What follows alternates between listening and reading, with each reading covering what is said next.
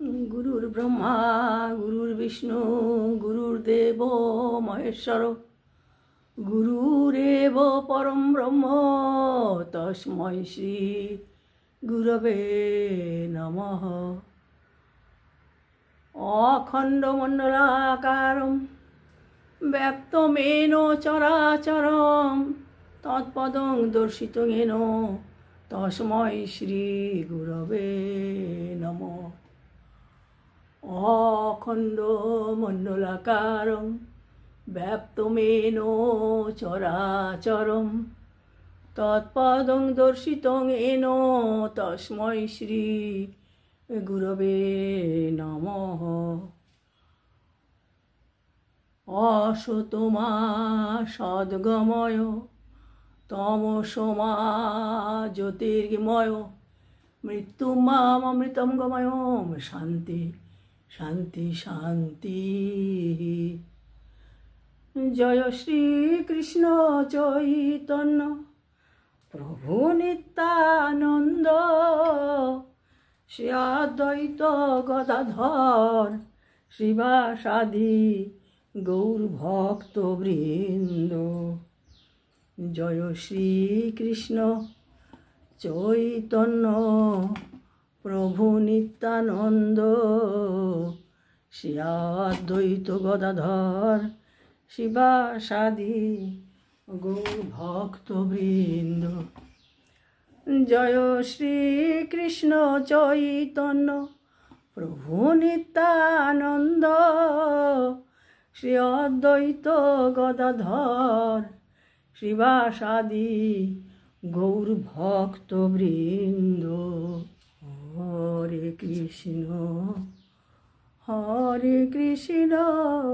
कृष्ण कृष्ण हरे हरे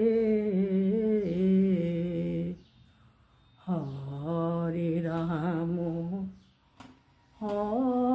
राम राम राम हरे हरे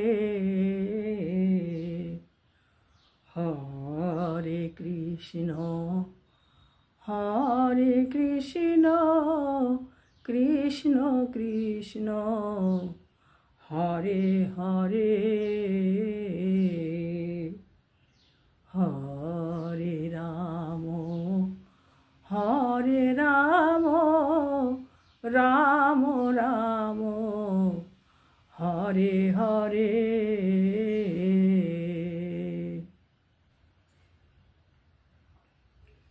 नमस्कार बंधुगण, আমি আমার অমানিভা মুখার্জি ব্লগ হরিকথা চ্যানেলে তোমাদেরকে সবাইকে স্বাগত জানাচ্ছি।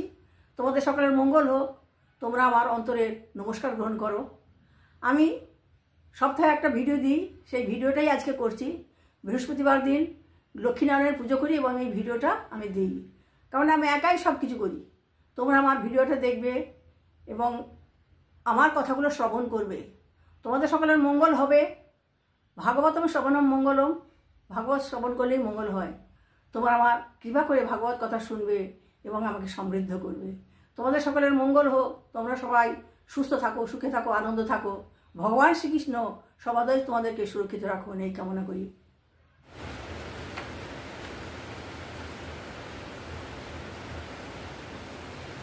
নমস্কার বন্ধুগণ, আমি ভাগবতে প্রবেশ করছি। আমি এর আগে বর্ণনা করেছিলাম মুক্ত রাজাগণের প্রতি শ্রীকৃষ্ণের কৃপা। আজকে সমস্ত কিছু হয়ে গেল, সমস্ত দিক জয় করা হলো, রাজারাও জয় হলো এবং মগধের সিংহাসনে সহদেবকে বসিয়ে দিল, তাকেও জয় করা হলো। তারপর মহারাজ যুধিষ্ঠির শ্রীকৃষ্ণের উপদেশ মতো রাষ্ট্রযজ্ঞ করেছিলেন। সেই রাষ্ট্রযজ্ঞে শিশুপাল উদ্ধার হয়েছিলেন, সেই কাহিনী বর্ণনা করব। আজকের আলোচিত বিষয় হচ্ছে রাষ্ট্রযজ্ঞে শিশুপাল উদ্ধার। সুখদেব গোস্বামী বললেন, এইভাবে জরাসন্ধ বধ সর্বশক্তিমান শ্রীকৃষ্ণের অপূর্ব প্রভাব শ্রবণ করে মহারাজ যুধিষ্ঠির অত্যন্ত আনন্দের সঙ্গে ভগবানকে এইভাবে বলেছেন। যখন শুনলো ভগবান শ্রীকৃষ্ণ ছাড়া তো কিছুই করতে পারতো না পাণ্ডবেরা, সেই শ্রীকৃষ্ণের কৃপায় জরাসন্ধ বধ হয়েছে, সেই কথা শুনে মহারাজ যুধিষ্ঠির অত্যন্ত আনন্দের সঙ্গে ভগবান শ্রীকৃষ্ণকে এইভাবে বলেছিলেন। তখন উনি দেখলেন যে ভগবান শ্রীকৃষ্ণকে আমাকে তার স্তুতি বন্দনা করতে হবে, এবং এইভাবে তিনি ভগবান শ্রীকৃষ্ণকে বলেছিলেন। যুধিষ্ঠির বললেন, হে তিলকের শ্রেষ্ঠ পরমার্থিক গুরুগণ সহ বিভিন্ন গ্রহের অধিবাসীগণ ও লোকপালাগণ দুর্লভ লব্ধা আপনার নির্দেশ মস্তকে তাদের নির্দেশ নতমস্তকে সমর্পণ। বলছে যে তখন মহারাজ যুধিষ্ঠির বললেন, হে ভগবান, বিশ্ব সংসারে যত আছে দেবতা, গন্ধর্ব, লোকপালগণ সবাই, ব্রহ্মা, বিষ্ণু, মহেশ্বর সবাই আপনার আদেশ নতমস্তকে পালন করেন। হে ভুমন, ভগবানকে বলছে ভুমন, এই ভুমনের অধিকারী, সেই জন্য তিনি ভুমন। আপনি সেই কমললোচন ভগবান, যারা নিজের শাসক রূপে মনে করে সেই দিন মুঠো করে আদেশ স্বীকার করেন, যা আপনার পক্ষে এক ছলনা মাত্র। উনি বলছেন যে আপনি সবাইকে রাজা করেছেন, সবাই আপনার আদেশ মতো হয়েছে রাজা, আপনার আদেশ ছাড়া তো কিছু বড় হতে পারে না, এগুলো আপনার ছলনা, আপনি সবার সঙ্গে ছলনা করেন মাত্র। হে ভগবান, আপনি সবার সঙ্গে এইভাবে ছলনা করেন, কিন্তু অবশ্যই অদ্বিতীয় পরমাত্মা পরম শক্তি তার কার্যের দ্বারা কোনো হ্রাস দিতে হয়, কিন্তু আপনার যে কার্য তার কোনো হ্রাসও নাই, বৃদ্ধিও নাই। যেমন সূর্যের গতিবেগ কোনো শক্তির সঙ্গে তারতম্য হয় না, সূর্য যেমন তার গতিবেগ কোনো তারতম্যের সঙ্গে কোনো কিছুর সঙ্গে তুলনা হয় না, তেমনি ভগবানেরও শক্তি কখনো হ্রাসও হয় না, বৃদ্ধিপ্রাপ্তও হয় না।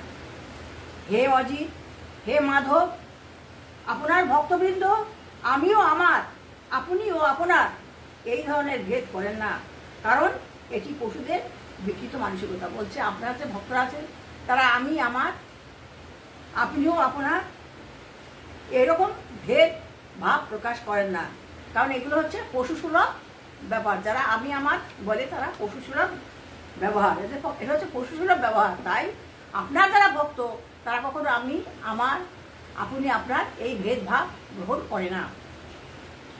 এরপরে সুখদেব গোস্বামী বললেন, এইভাবে রাজা যুধিষ্ঠির যজ্ঞের জন্য যথাযথ সময় অপেক্ষা করলেন। এবার যজ্ঞ করতে হবে, ভগবান যতক্ষণ পর্যন্ত না তাকে নির্দেশ দেবেন ততক্ষণ তো তিনি যজ্ঞ করতে পারবেন না। অথবা ভগবান শ্রীকৃষ্ণের অনুমতি নিয়ে যজ্ঞ সম্পাদনের জন্য দক্ষ বেদতত্ত্ববিদ সকলকে তিনি যজ্ঞ পুরোহিত রূপে নির্বাচিত করলেন। এবার ভগবান শ্রীকৃষ্ণ যখন বলল তুমি এবার রাষ্ট্রীয় যজ্ঞ করো, তখন মহারাজ যুধিষ্ঠির সমস্ত পুরোহিতদের, যারা সমস্ত জ্ঞানের জ্ঞানী, সেই পুরোহিতদের তিনি সেই যজ্ঞের জন্য নির্বাচিত করলেন। তিনি কাকে কাকে এনেছিলেন, সেই কোন কোন মুনি, ঋষি এবং পুরোহিতরা যুধিষ্ঠিরের রাষ্ট্রযজ্ঞ করেছে সেই কাহিনী কিছুটা বলছে, তাদের নাম কিছুটা আমি বলছি। তিনি কৃষ্ণ দ্বৈপায়ন অর্থাৎ বেদব্যাসকে এনেছিলেন, ভরদ্বাজ, সুমন্তু, গৌতম, অসিত, বশিষ্ঠ, চবন, কর্ণ, মৈত্রেয়, পরশ, তীতকে মনোনীত করলেন। এই সকল তিনি মনোনীত করলেন।